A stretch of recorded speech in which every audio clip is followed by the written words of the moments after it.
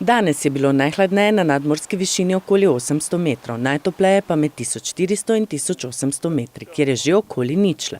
Ker je zgornja plast zraka toplejša, se snežinke stopijo in ob stiku z mrzlo površino zamrznejo. V višinah k nam iznad Sredozemlja priteka toplejši zrak in temperatura na nadmorski višini med 1400 in 1800 metrov je blizu ničle.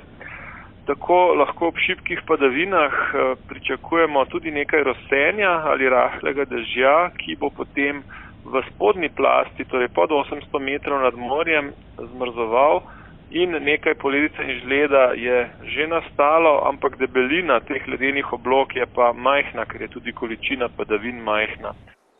Medtem ko bo na severovzhodu Slovenije snežilo, bo drugod po državi deževalo. Zaradi majhne količine padavin večjih težav ne pričakujejo. Verjetnost pojava poledice in žleda je nekje največja v predelih više ležečih delih Primorske, na Notranjskem, Kočevskem, morda še na Dolenjskem. Potem pa se proti severu in severovzhodu Slovenije zmanjšuje. Tip padavin v severni polovici Slovenije bo večinoma rahel sneg, ampak količina bo pa itak zelo majhna. Tako da kakšnih res večjih težav predvidoma ta pojav ne bo povzročal, se pa lahko občasno še pojavlja danes tekom dneva in morda del naslednje noči. Po noči bo pa v večjem delu notranjosti po vsej verjetnosti ta rahel dež spet prešel v rahel sneg, tako da bo jutri zjutraj morda nekaj centimetrov novega snega.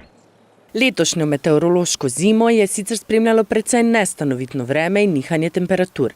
Po nadpovprečno toplem januarju je sledila ekstremna ohladitev v februarju.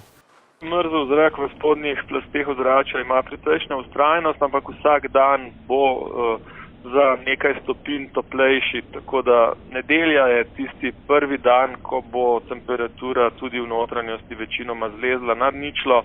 Morda pa je tudi že jutri, predvsem na severovzhodu, torej na Štajerskem, kjer lahko jutri kakšen sončni žarek pričakujemo, da se bo segrelo na recimo blizu ničle ali kakšno stopinjo nad njo.